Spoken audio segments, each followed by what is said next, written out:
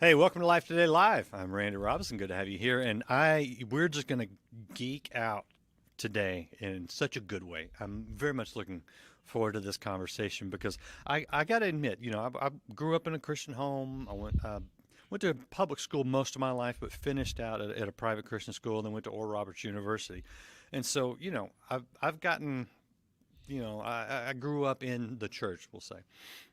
You get out in the world and people start throwing things at you that we don't always deal with in even in Christian schools. At least I was not paying attention that day, which is entirely possible. So don't knock my professors at Oria. But people say things like, "Well, the Bible was written by men," and we're like, "Yeah, but it's inspired by God." Okay, how do you know that, right? Fair question. Well, then they say, but even the Bible itself, because I mean, I've had this argument with my Catholic friends. They're like, you know, how come we have different Bibles? And who decided what books go in the Bible? And those were men, right? Those were men. And I will say, I came to a place of rest and assurance in this idea. If God went through the trouble to lay the groundwork to send Jesus, the Messiah, to fulfill all those Old Testament prophecies and walk the earth, and then a bunch of men screwed it up by getting the Bible wrong, I think that God's a lot more competent than that.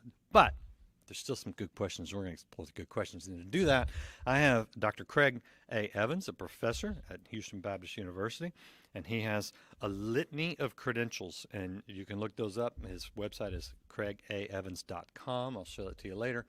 But so this is someone who studies these things, which is fabulous. That's why I'm excited because I get to ask him all the questions I want. This is the book that just came out. It's called Jesus and the Manuscripts. And this just answers all sorts of questions from someone that you can trust. So, Professor Evans, Dr. Evans, welcome to Life Today Live. Great to have you. Thank you very much. Good to be with you. All right, so give me a little bit of the overview of the book, and then I'll probably just ask all sorts of questions because I'm really, truly interested in this topic. Give us an overview of what we get in the book, what we're addressing.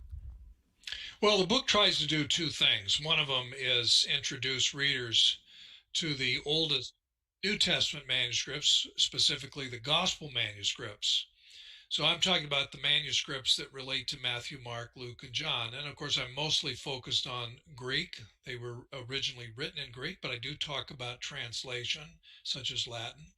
The second thing I want to do is introduce readers to, the oldest manuscripts that we have outside the Bible that talk about Jesus. They could be Christian manuscripts, but they can also be Jewish, Greek, Roman, pagan, even Islamic. I have a chapter that talks about Jesus, for example, in the Quran and early Islamic tradition, and comparing it to rabbinic tradition, where Jesus is mentioned in the Talmud and other rabbinic sources.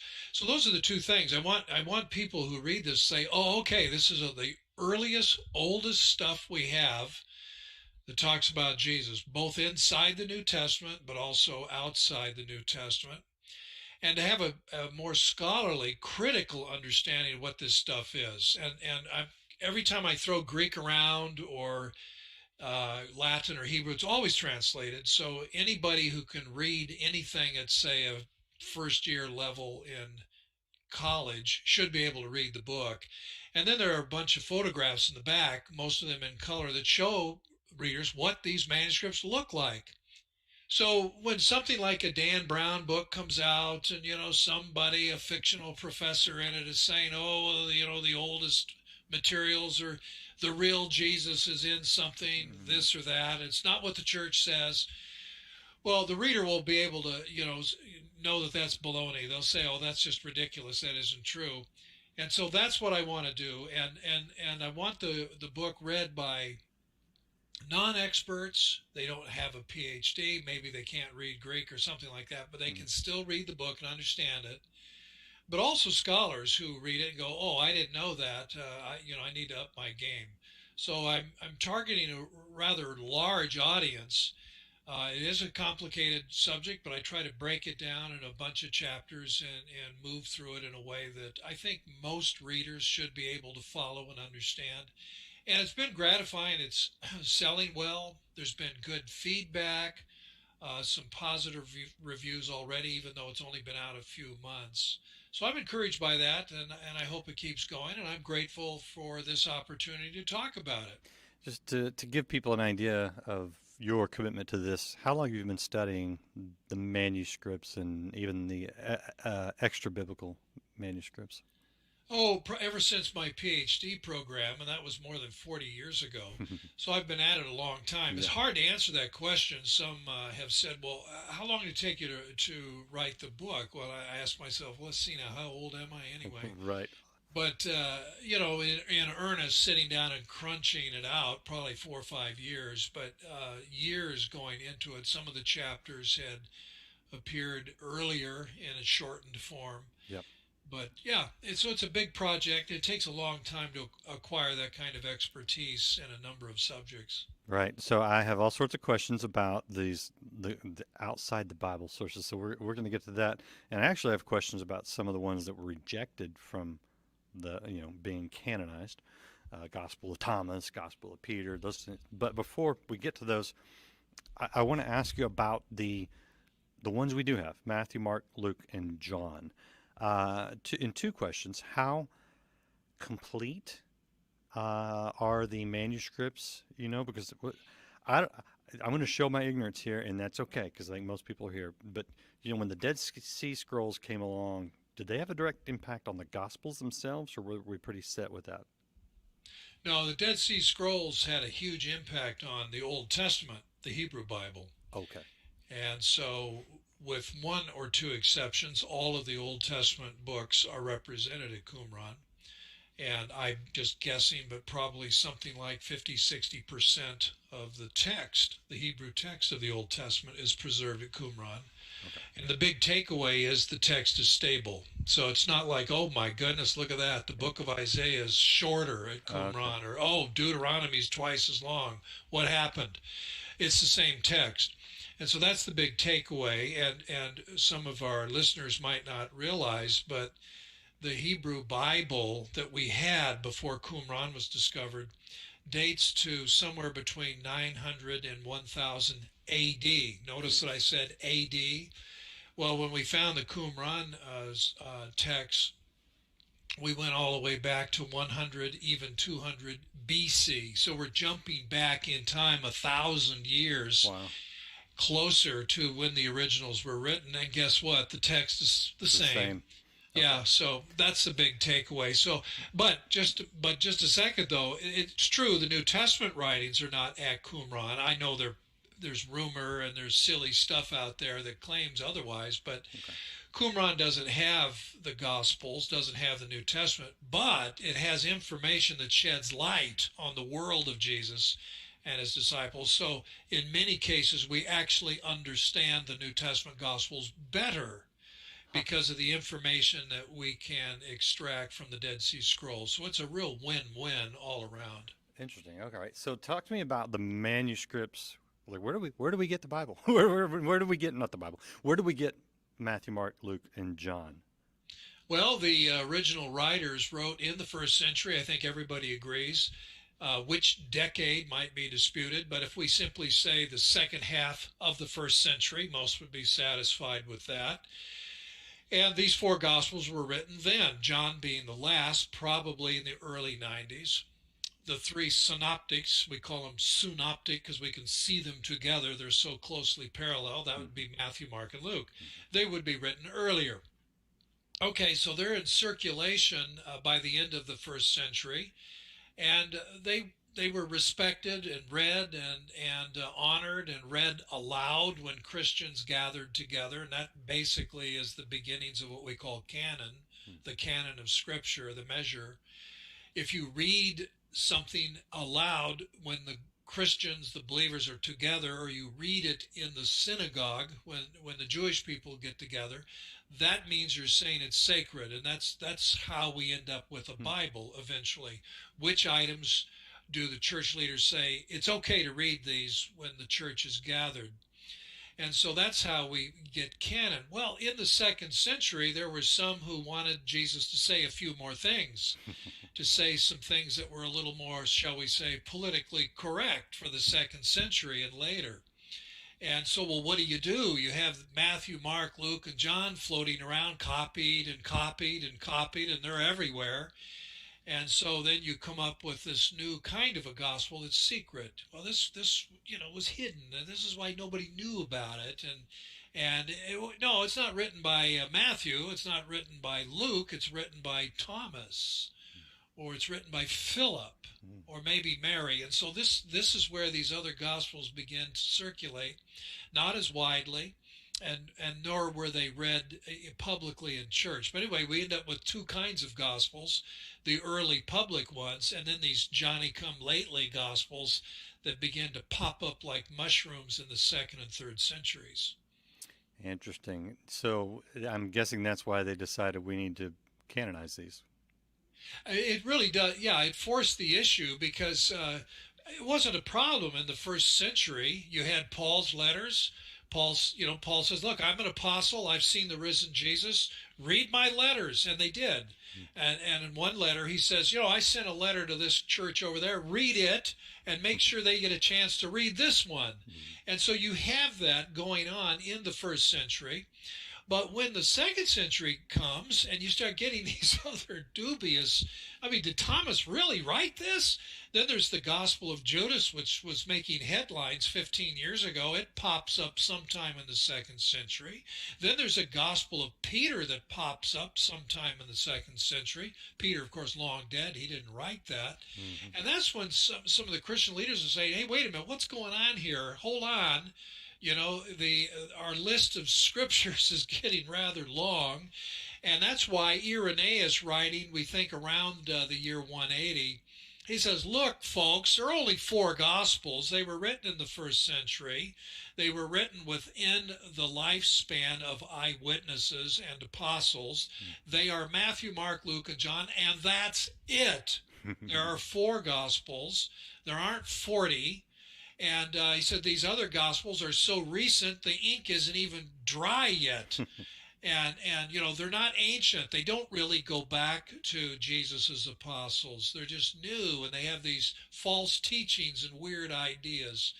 And so that's the real beginnings of canon. And then somebody else, a guy named Marcion, said, well, I got an idea. Let's just make the canon real small.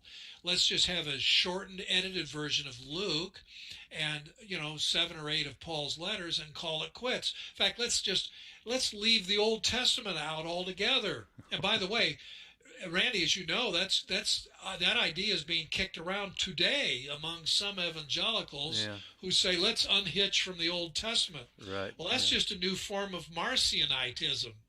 And the church wisely said, what are you talking about? The Old Testament was the Bible, the Mhm. scriptures for Jesus and his apostles. We're going to hang on to that. So, yeah, by the end of the second century, the whole thing about canon is very much being talked about and being considered by Christian leaders.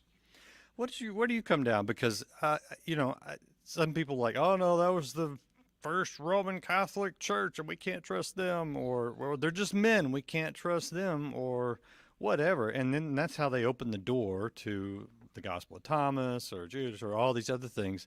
I I I said it up front. I come down on the side of God's in control, you know, and that may be too simplistic for some people. Where do you come down on canonization?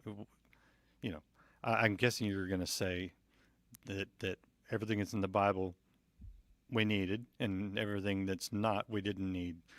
But do you have any? Is there anything more? I guess thoughtful than that. Well, I would add, I mean, I agree with what you're saying, providence. God isn't going to launch something that's redemptive and changes the world and then kind of fumble it, lose it in the mail somehow. Oops, wait a minute, what happened here? But I'll back up a little further and say, look, Jesus knew what he was doing. He discipled these people and taught them how to teach, and they in turn taught others how to teach. And so you have a strong continuity of the Jesus tradition, you might say, or Jesus's teaching, very strong. And so it's reflected in the scripture itself. And so early church leaders weren't, in fact, foolish. They didn't wait till Emperor Constantine came along and sorted it all out, as it is said in Dan Brown's novel. I think his fictional character, who is a total fountain of misinformation, this Sir Lee, T-Bing, he doesn't know what he's talking about. He's wrong on almost everything he says. And he says Constantine collated the New Testament. I don't know if Dan Brown knows what the word collate means, but then he's talking about 85 different gospels. What in the world is he getting that total? That's more than twice the number that ever existed. But in any case, it simply isn't true. And when Constantine helped the church leaders convene at Nicaea in the year 325, they knew which gospels. They'd been, that was not a mystery for 200 years. They knew which gospels. Irenaeus wrote, 160, 70 years earlier, and said it's these four. They knew that. And of course, in the Dan Brown world, it's upside down. In his book, this fountain of misinformation, Sir Lee T-Bing, says they wanted to exclude the gospels that portray Jesus, as just a man, and include those where he's supernatural. Well, the phony gospels, the Gnostic gospels, do the exact opposite. They're not interested in Jesus as a real man, incarnate, human. They're interested only in the supernatural Jesus, the spirit that descends from heaven. So Dan has it, in his world, it's completely upside down. And so the early Christians knew that. Nicaea was simply to say, let's all get together and make sure we're on the same page when it comes to the doctrine of Christ, Christology. They knew, what the canon wasn't an issue, and they knew which gospels to appeal to, and they also knew which ones were phony and later, but that's old hat by the time we get to Emperor Constantine. We're talking to Dr. Craig A. Evans. This is his website, Professor Craig Evans. The website's craigaevans. That was a .com, right? Yeah, craigaevans.com. You can check that out. And he's got tons of books, okay? This is the latest one we're talking about, Jesus and the Manuscripts. And Dr. Evans, I'm guessing you recently resigned your post from the Dan Brown fan club. Is that Yeah, I was kicked out. Yeah, you were kicked out? I guess so. I was so disappointed. That really makes me laugh. But so here's a question I've had, and I actually thought, 'cause I write books too, nowhere near the level of you, but you run down different ideas, at least in my world. It's like, this sounds like a good idea, and you run down this rabbit trail, and then 9 or 10 later, you finally find one that doesn't just die in a field of boredom. Well, one of them that I thought was really interesting, but I just couldn't find anything about, was the other disciples, because we know all about, I'd say about 4 or 5 disciples, but man, you get into some of most people can't name the 12 disciples, by the way, and don't press me right now. But there are literally some that we like, what happened to him? Do we have anything from any of these other guys? Very little. What happens is it's usually not until we get to the 4th century, and it's the church historian Eusebius. And he says, well, this happened to this guy. Matthew went there. Thomas went there. Mm-hmm. Thaddeus, he went over there, and so on. And so was martyred, and somebody else preached. Mark ended up in Egypt at Alexandria, and he gives us all this information. Now, church historians think that a lot of his information is probably right on the money, but some of it we just don't know. We're in no position to confirm it. So the short answer is in most cases we just don't know. Yeah. Just a handful that we have information that reaches back to the 1st or 2nd century where we think, yeah, that's probably correct. Yeah, I think Thomas is buried in 3 different countries. Literally. Yeah. Well, there was a rumor, I'd talk about it, I'm not going to go into it in detail here now, but there, 2 Johns. Which John wrote the Gospel of John? And, well, there are 2 tombs. It reminds me of in the Middle Ages, there was a dispute. There were 2 churches that each claimed to have the skull of John the Baptist. Mm-hmm. And so some guy said, "Oh, I'll mediate that." And he said, "You're both correct." He said, "This church has the skull when John was an old man and died, and this one has his skull when he was a youth." Yeah, yeah. So there you are. There are different ways, to solve these things. Some of it, it's just that crazy at times. But it's interesting. Do you, does it bother you that we don't know more? Because it kind of bothered me. I was like, I really Well, not like on a spiritual level, but like I really would want to know. yeah, there's nothing wrong with being curious, and that's what drives us to keep digging things up. I'm involved in archaeology. Nice. Uh, assuming the war in Israel right now settles down, in about 3 weeks, I hope to fly to Israel, and some of it is filming a documentary. Hmm. Some of it will be digging at a dig site, and some of it will be teaching. And I think it's this curiosity that drives us forward. So we want to dig stuff up. And sometimes we find manuscripts, especially when we're excavating in places like the Dead Sea or the dry sands of Egypt Hmm. or in old monasteries.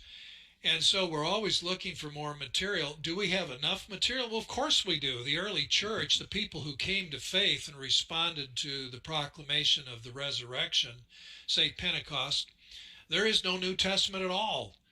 And of Hmm. course the church gets underway, and the New Testament's a wonderful thing because we don't have the living witnesses with us anymore. We don't have the apostles Right. who could say, no, that's not right, this is what it is. So good, we have the written record left behind, that's fine. But that's a long time ago. People spoke Greek, they spoke Hebrew and Aramaic. We don't. We're talking in English right now. We live in the 21st century. So how do you bridge that gap? And this is where the research comes in. And that's good. And Yeah. so we're always asking questions. I think we understand scripture better right now than people did 500 years ago. Hmm. And there were some pretty serious people 500 years ago, like John Calvin and Martin Luther, Hmm. smart people. And so the study has paid off, and I hope it continues. Randy, we've excavated 5%, that's all, 5% of the biblical world. Do you realize that? And Uh, how do you define that? well, What's considered to every be? place talked about in the Bible, places that you could go and study and learn about, not just Jerusalem, not just up in Galilee in the north, Nineveh, Babylon, on it goes, Egypt, and so on. All the places that potentially could shed light on the world of the Bible, Hmm. what's talked about in the Old and New Testaments, about 5% of Wow. that has been partially excavated. Well, what does that tell you? The Hmm. stuff we're going to find yet. All these manuscripts, are you aware we've got about 500,000 pages of Greek papyri from antiquity not yet translated and published? No So way. yeah, we do. So we got some work to do. So somebody's got to get Google on that. I mean, seriously, you an army of people. I wonder if you could crowdsource that. I don't know. Well, that'd be a good idea, because here's the problem.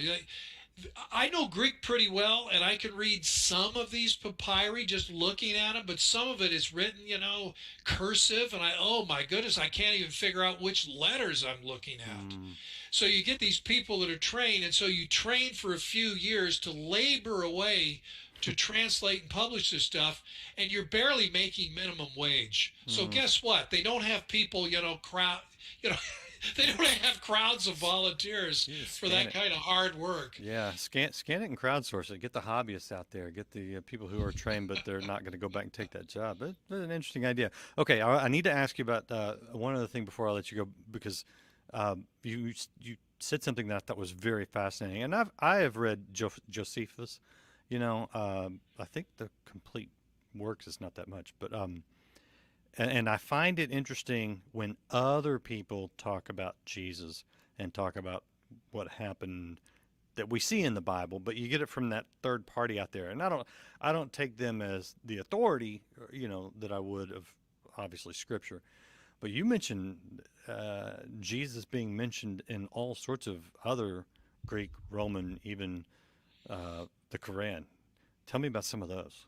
Yeah, that's right. Jesus is a very, very known figure. We have two, maybe three pieces of evidence outside Christendom in the first century where pagans are talking about him, and that's in the first century. Mm-hmm. We have people that invoke his name for magical purposes. They want to be protected from evil spirits, or they want to be healed.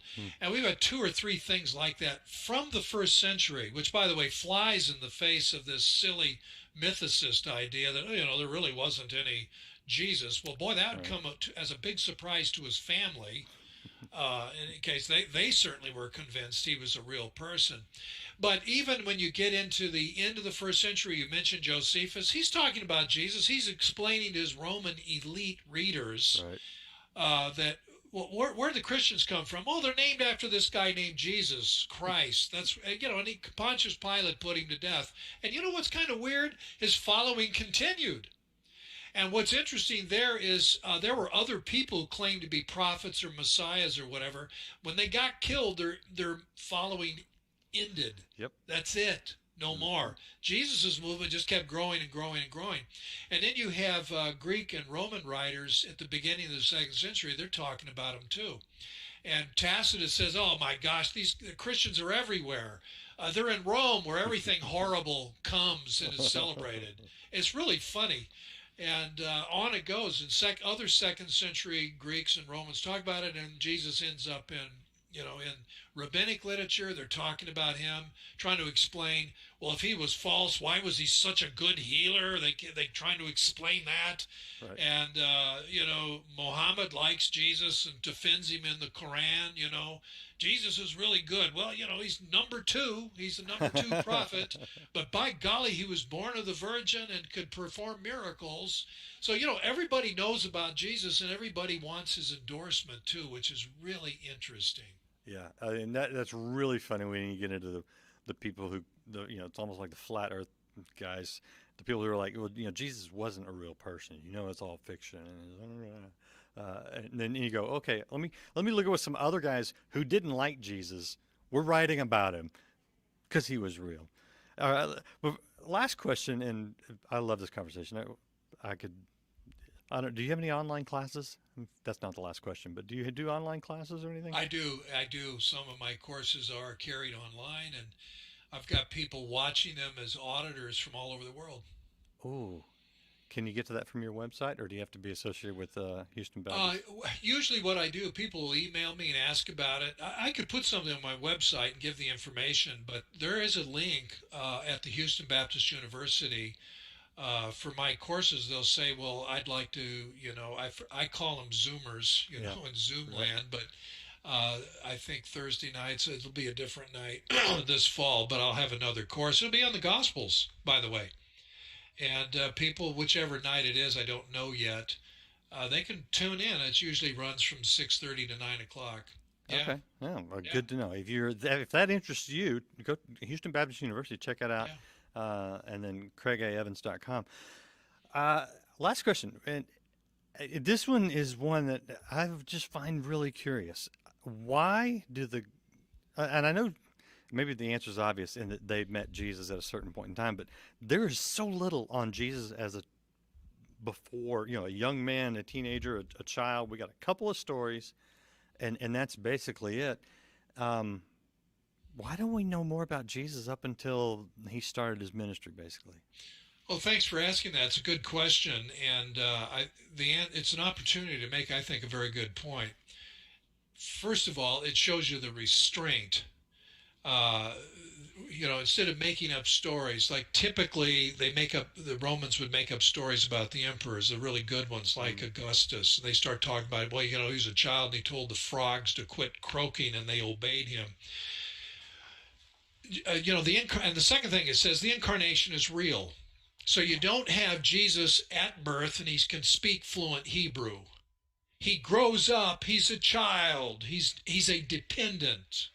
So the incarnation is real. It's later writers who want to deny the reality of the incarnation, and Jesus becomes almost spooky supernatural.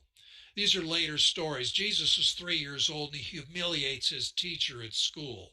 Jesus can take clay pigeons and clap his hands and they fly away. See, stuff like that. Well, the early credible stuff, Matthew, Mark, Luke, John, there's only one childhood story. Jesus is 12, And, this is in Luke, and the parents leave in a caravan. They realize, where's Jesus? They have to go back and find him, and he's in the temple precincts with the scholars talking theology. Okay? That's the only story. Later, fictional stuff goes crazy, and oh, Jesus is all over the place. And the fiction keeps building. Jesus visits, some guru in India, when he's a teenager. This stuff's all pious make believe from a later time. So I think it underscores the reality of the incarnation. Jesus grows up like a normal kid. He grows up.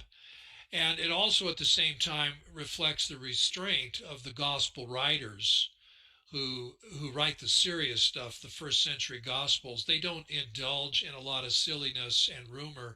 Yeah. That develops later when these fictional gospels begin to be written and circulated. So I think that's what answers it. Anyone who knows what they're doing in the writing world will say, write what you know, not what you don't know. And I think maybe that's just what the gospel writers did. But you got to think maybe they would have heard a few stories around the campfire from Oh, they Jesus. probably did. Yeah, and Jesus likely, they're around the campfire roasting some freshly caught fish, and Jesus Yeah. might have said something like, "I remember when I was 14, and this guy, Right, there may right. well have been some stories like Yeah, that." that's so But cool. the important stuff is written down, the stuff that's life Right. changing, the stuff that forms the church, that's what's written down. And this later stuff is poppycock, for whatever reasons motivated it to be written much later. And that's the stuff, unfortunately, that guys like Dan Brown focus on because they don't know what they're doing. They don't know what they're talking about. I'm guessing the lure of money and fame was the same in the second century as it is today, and and Well, yeah, salacious made up things. Oh, they sell. I, I haven't written a book yet that's been read by 100 million people. If that happens, Randy, you'll be the first to know. I've had to say it to people like this. Yes, life can be unfair.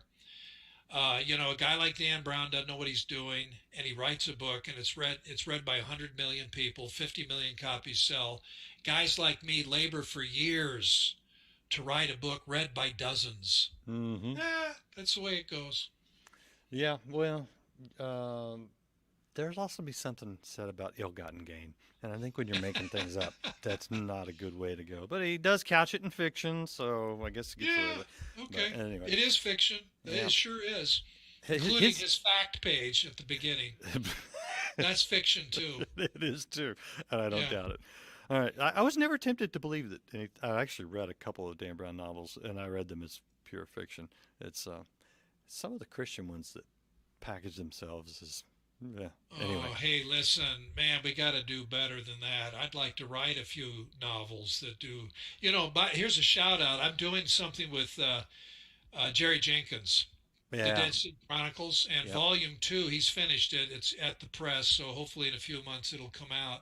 And what we're trying to do is tell good biblical history in an exciting novelized form, and archaeology and everything else. So I get to serve with him as a consultant, and he's a great guy. He's a He good is. student too, by the way. We went to Israel together, and he got all jazzed. So this is good. I hope this series really takes off. Yeah, and I interviewed him a few months ago, and yeah, really, really deep guy, really gifted guy, and that's exciting to know that he's working with you to get into the nitty gritty of the archaeology and the history and help bring that to light in a way that is more palatable for us average Yeah. people down here, us Well, Dan Brown readers. Christian fiction, I'm glad there's Christian fiction out there, and I'm sorry if I'm knocking some of it, but do we need more Christian Danielle Steele's and Harlequin novels? I mean, No, my no. gosh, I'm getting gagged on it. Or alternate reality type things. Why not some stuff that Craig Partial kind of stuff that's really good, and you read it and it's fun and it's entertaining, but yet you were edified. You actually learned something Hmm. about what's in the Bible and Christian history and so on. So that's my shout out for hopefully some publishers will say, yeah, we need more of that. Let's go. And I think they're waking up to it because, but it's all money. But when people are responding to things like The Chosen, uh, and Jerry's books that he's working on, I think he's got a couple of them out that are along Yeah. those lines. Yeah. So you guys watching, go pick one up, buy one. or just go straight to the hardcore source, which is not that hardcore. It's actually, I think, something you can understand, and that is this book right here, Jesus in the Manuscripts. Professor Craig A. Evans, thank you so much. It's been a great, fun discussion. I mean, you go dig up something else, you come back, and we'll talk about it Okay. too. So I'll do that. I hope, yeah, I hope I can find something next month. I'll let you know. please do. Honestly, I love this topic. So appreciate you guys hanging out and watching. Hit that share button if you haven't subscribed or followed to Life Today TV in all the places we're at, all the social medias that we're able to live stream to. Go do that now. And come back. We got more great interviews. So we're just rolling them out. We'll see you again next time here on Life Today Live. Check out the book and the website for Craig A. Evans. We float on the vast, limitless sea of divine mercy.